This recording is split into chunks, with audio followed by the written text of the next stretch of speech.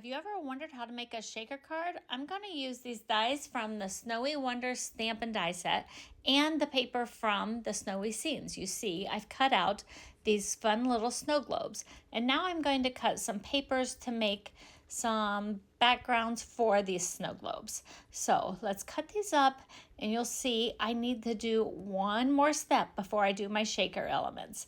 So I'm going to take this DSP and cut out the snow globe shape again so that I have a place to recess the picture of the snow globe. Just like that, I'll pop it out, and I'll do that to both of these, and I will show you two different ways that I've made the shaker cards.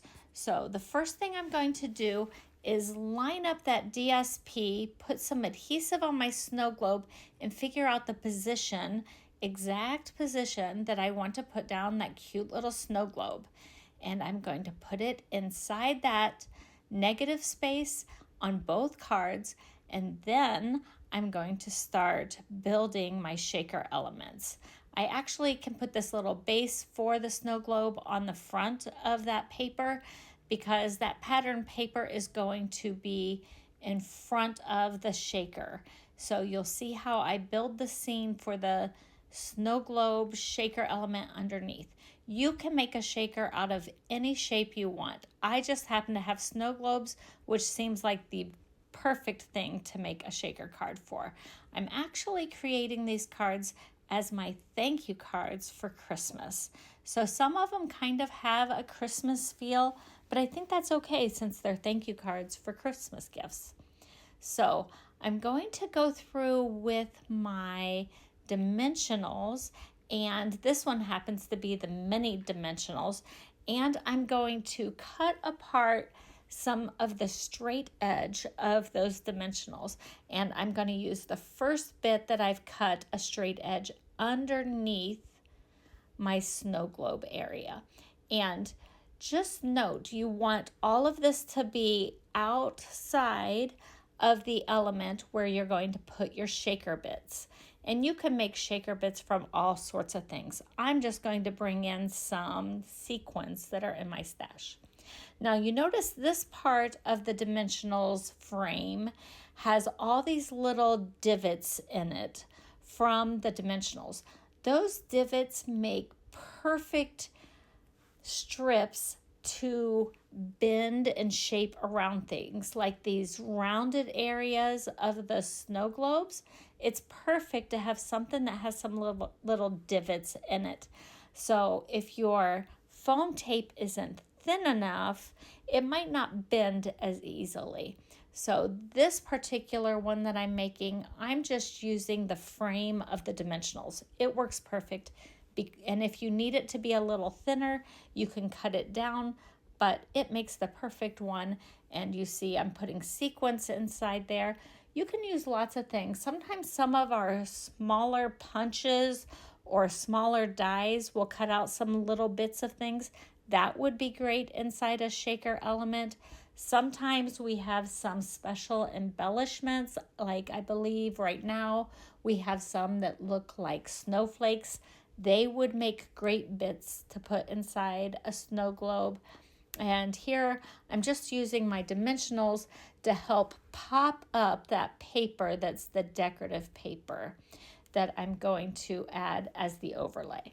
Now, the next step I need to do is put down some sort of tape around the inside of my front panel, and I think if we have like a Redline tape or a really strong adhesive tape, that's the best thing to use, because tape runners or even mono glue, I don't know that they will hold that plastic as well to the paper. So I'm using a really strong adhesive tape.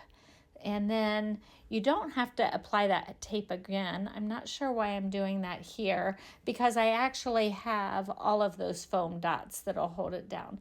But if you want to secure your window frame, your acetate down a little better, you can add another layer of that tape if you would like.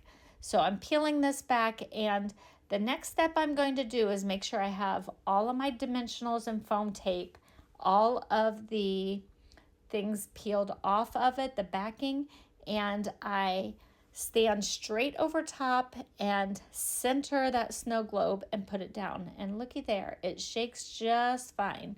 Now, some people like to glue some of the bits to the shaker area, and I think that's a great idea, especially if the shaker area is too large. Okay, now this one I am using a very, very thin foam tape. So I want to say it's about 1/8 of an inch wide. And that is another one that works really well when you want to bend the foam tape for a specific shape. Like I think in the next upcoming mini catalog, there might be a fun shape that they made a shaker card from, like a butterfly or something. And so if you want to make lots of bends, a very thin foam tape would work. You could cut that frame to the dimensionals down to about 1/8 of an inch, and it would bend just nicely, or any sort of foam tape. And then I'm just going to build up around that shaker part so that I have enough foam tape covering that will hold up the decorative paper that I put on top. And again, I will put some acetate inside that cutout so that you can see. And that acetate that I have was actually old overhead projector slides. So when we moved from our old school building to the newest one, the office was cleaning out stuff, and I grabbed a bunch of that because it's great for acetate. So the next thing I'm going to do is add a cute little bow, and this will be perfect to use for my thank you cards. And here's a final look where I've added the Lost Lagoon soft cording and put little bows on each of those snow globes. Like, comment, share, and subscribe for more crafty inspiration.